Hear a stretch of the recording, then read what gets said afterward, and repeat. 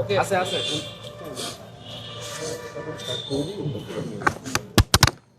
দেখেন পড়বে নিজেরটাই ফেলাই দিন সমস্যা নেই যাই যাই ওকে গেলাম রেডি গো গো হাই আজকে আমাদের চিফ মেট্রোপলিটন ম্যাজিস্ট্রেট স্যারের প্রচ্ছন্ন সহযোগিতায় আমাদের এখানে দেখতে পাচ্ছেন দুজন বিজ্ঞ ম্যাজিস্ট্রেট মহোদয় উপস্থিত আছেন এবং ডিসি রমনা স্যারের নেতৃত্বে আমরা সন্ধ্যাবেলা একটা অপারেশন পরিচালনা করি।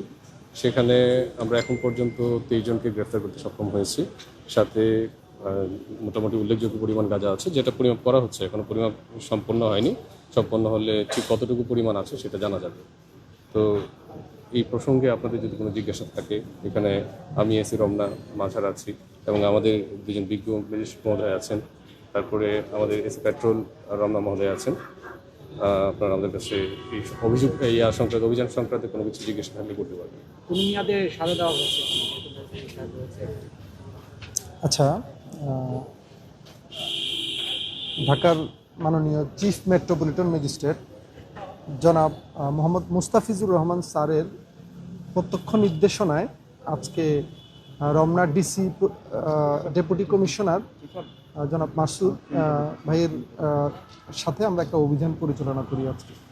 এই অভিযানটা ছিল মূলত আইনশৃঙ্খলা নিয়ন্ত্রণ এবং মাদক দ্রব্য নিয়ন্ত্রণ সহ অন্যান্য আমরা কিছু ইয়াদেরকে আপনার মাদক সহ আটক করতে সক্ষম হই। আমরা প্রত্যক্ষভাবে অভিযান চালিয়ে এখন পর্যন্ত 23 জনকে আমরা আটক করেছি এবং এদেরকে আমরা সামারি ট্রায়ালের মাধ্যমে আমরা এখন সাজা দিচ্ছি। অলরেডি 3 জনকে সাজা দেওয়া হয়েছে। এই 3 জনকে এরা ছিল মাদক সেবনকারী।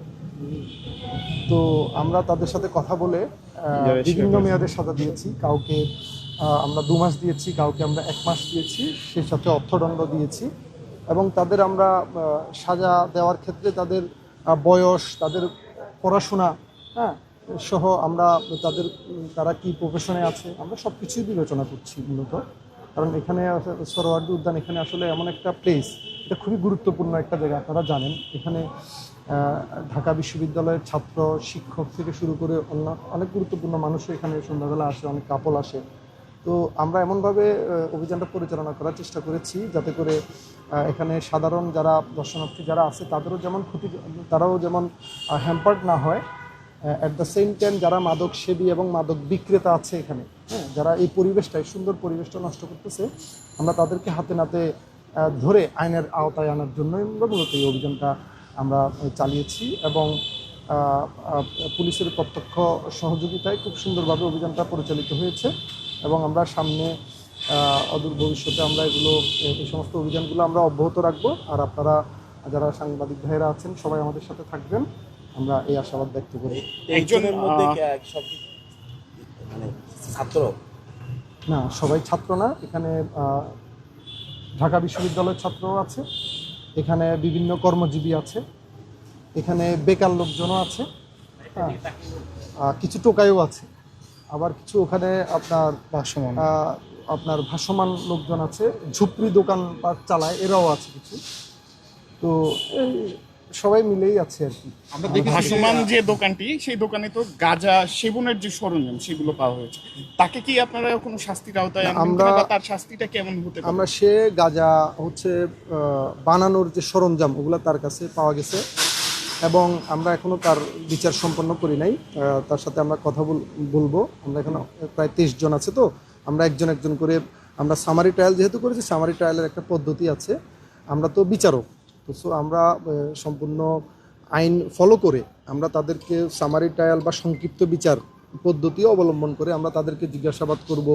তারা যদি যারা দোষ স্বীকার করতে চায় দোষ স্বীকার করবে, আর দোষ স্বীকার যদি যারা করতে চাইবে না তাদেরকে আমরা উপযুক্ত প্রমাণ এবং সাক্ষী সাবুত সহ যদি আমরা প্রমাণ হয় দেন আমরা তাদেরকে শাস্তির আওতায় আমরা দেখেছি অভিযান চলাকালীন একজন পুলিশ সদস্যকে ছুরিকাঘাত করা হয়েছে। আসলে তার বিরুদ্ধে কোনো ব্যবস্থা নিয়েছেন কিনা বা কি ব্যবস্থা নেবেন যদি? আচ্ছা, এটা অভিযান পরিচালনা করার সময় একজন পুলিশ সদস্য একটু আহত হয়েছে, আমরাও শুনেছি।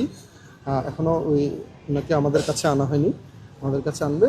এই ব্যাপারে পুলিশ আমার চেয়ে ভালো বলতে পারবে বলে আমি মাদকের পাশাপাশি নিয়মিত মামলা হতে আমরা পারে। দেখেছি এর আগেও উদ্যানে বিভিন্ন রকম অভিযান পরিচালিত হচ্ছে, কিন্তু ঘুরে ফিরে দেখা যাচ্ছে যারা বিক্রেতা তারা একই গ্রুপের কিছু মানুষজন, আর যেমনটি আমরা শুনেছি যে তাদেরকে শাস্তির আওতা নিয়ে আসা হলে তারা আবার এসেই একইভাবে তাদের কাছে টাকা করবে। আসলে এটা জোরালো কিছু সমাধান। আচ্ছা, এখানে আসলে আমার কাছে যেটা আজকে অভিযান পরিচালনা করে আমার কাছে ব্যক্তিগতভাবে যেটা মনে হয়েছে সেটা হচ্ছে এখানে এই সরোয়ার্দী উদ্যানটাকে আপনি যদি মাদক মুক্ত করতে চাই আমরা, তাহলে সেক্ষেত্রে আমার কাছে মনে হচ্ছে শুধুমাত্র এই কিছু ভাসমান লোকজনকে ধরে বা মাদক সেবীকে ধরে এনে আমরা সাজা দিলাম, এদেরকে আসলে আইন খুব বেশি দিন আইনে রাখারও খুব বেশি সুযোগ নেই। তো সো এদেরকে আসলে এখানে কিছু আছে একেবারে ভাসমান, এদের একেবারে রুটলেস। এদের সাথে কথা বলে আমি যেটা জানতে পারলাম, কিছু আছে এদের বাবা মা কেউই নেই, বিয়ে করে নাই, অনেকে দেখা যাচ্ছে একেবারে পথশিশু। হ্যাঁ, আমি দেখলাম দুটো ছেলে ওখানে জাস্ট একটা কাপড় দিয়ে করে ওখানে ঘুমাচ্ছে। এখানে আসলে বিচারের পাশাপাশি মানবিকতার বিষয়গুলো আমাকে আনতে হচ্ছে। আমরা যখন দেখলাম, আমার কাছে মনে হয়েছে যে কি এদেরকে রিহ্যাবিলিটেশন করা যায় কিনা। এদেরকে শুধুমাত্র পুলিশ আটক করবে, অভিযান আমরা সাজা দিব, এটার বাইরে এসে এখানে আমার মনে হয়েছে যে এখানে এদেরকে সমাজ কল্যাণ মন্ত্রণালয়ের আন্ডারে কিছু রিহ্যাবিলিটেশন সেন্টার আছে, এদেরকে এভাবে রিহ্যাবিলিট করা যায় কিনা। কারণ এরা তো আমাদেরই জনগণ, আমাদেরই এই দেশেরই তারা সন্তান। এরা হয়তো ওভাবে আপনার সেই শিক্ষাটা হয়তো পায়নি তারা।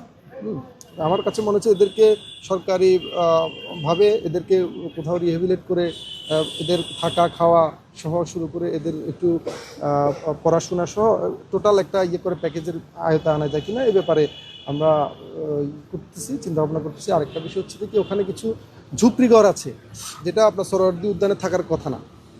আমার কাছে মনে হয়েছে কাপড়ের কিছু ঘর বেঁধে বেঁধে রেখেছে।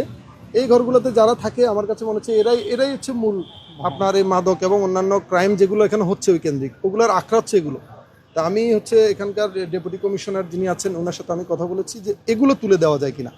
এগুলো গণপূর্তের জায়গাটা, গণপূর্তের সাথে কথা বলে এগুলো টোটাল ক্লিন করে ফেললে আমার মনে হয় সরোয়ার্দী উদ্যানটা মাদক মুক্ত এবং অন্যান্য ক্রাইম মুক্ত হবে বলে আমার আমি বিশ্বাস করি। ঠিক আছে, ধন্যবাদ। আপনারা সবাই ভালো থাকবেন, আপনাদেরকে ধন্যবাদ।